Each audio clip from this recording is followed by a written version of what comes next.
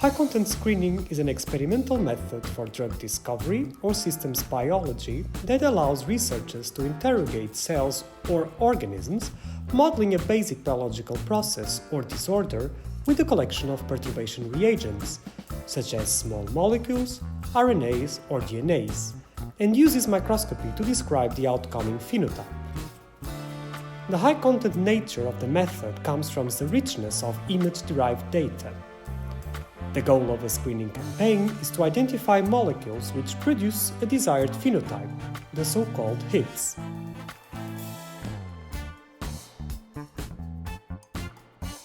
A successful high-content screening campaign relies on the combination of three key elements: a robust biological model, a relevant screening library, and an efficient workflow for the bioassay, imaging, and data analysis.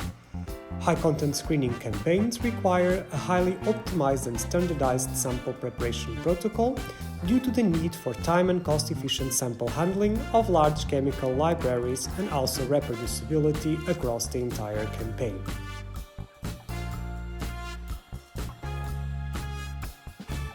The model system imposes a number of requirements on the biological assay.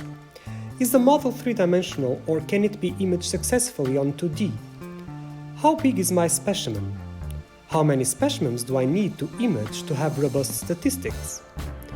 The combination of these requirements with the need for parallelization leads to most samples for high-content screening to be prepared in multi-well sample carriers, most often 96, 384 or 1536 well plates. Chambered cover glass carriers can also be used for lower throughput applications. Other physical features are also important. Fluorescence-based assays are best performed on black-sided plates to avoid well crosstalk. The refractive index of the cover glass material should be matched to the imaging objective as well as to hardware autofocus if available, and organoid samples may require special plates to reproducibly center the specimen in the well.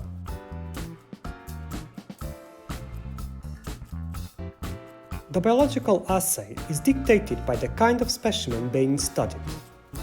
Most screening systems are based on cell lines, organoids or embryos, which may express proteins of interest fused to fluorescent tags or synthetic epitopes.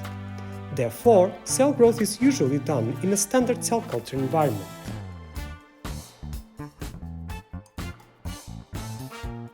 The screening assay starts with seeding the specimen on multi-well plates. For cell lines, the standard protocol involves dispensing a cell suspension using a peristaltic pump to place a pre-established number of cells on each well. The peristaltic cell seeding pump ensures a quick, reproducible and homogeneous cell distribution across the well, which can be iterated when handling multiple screening plates at once.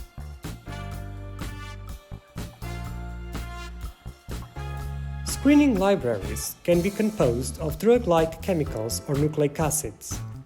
Chemical libraries may be obtained commercially or be assembled with in-house synthesized compounds. Nucleic acid libraries are composed of DNAs or RNAs. In all cases, molecules are laid out in multi-well storage plates, which also contain positive and negative controls for the specific bioassay. Library preparation can be automated with robotic liquid handlers. Compounds can be added to cells with manual or robotic liquid handlers. Accuracy is critical in order to achieve the desired working concentration as well as dilution of the solvent to non-toxic levels. The state-of-the-art technology for compound addition is acoustic liquid transfer, which allows fast manipulation of nanoliter solution amounts in multi-well formats. Cell transfection with nucleic acids involves a more elaborate protocol, whereby nucleic acids are first combined with a lipophilic transfection reagent and only then combined with cells.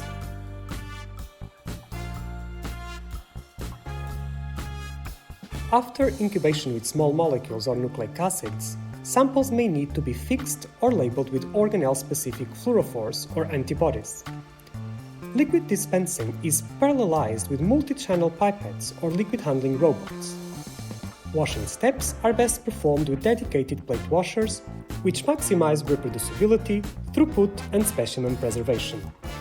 For live cell assays, sterility needs to be maintained throughout.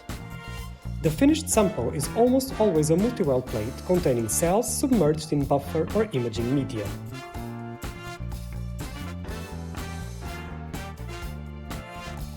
Due to the multi-well plate format, high-content imagers are inverted microscopes, often with wide-field or confocal fluorescence capabilities. Conventional microscopes can perform high-content imaging, but the preferred systems are high-content imagers, which are streamlined for high-content applications, optimize the instrument configuration routine, and minimize acquisition time.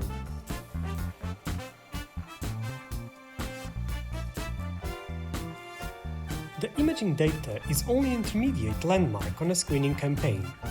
The high-content nature of the data is only obtained through automated image analysis pipelines, which extract cell-level quantitative features, and data science approaches which deploy statistics, visualization, and machine learning methods to pinpoint relevant cellular phenotypes and the underlying heat molecules.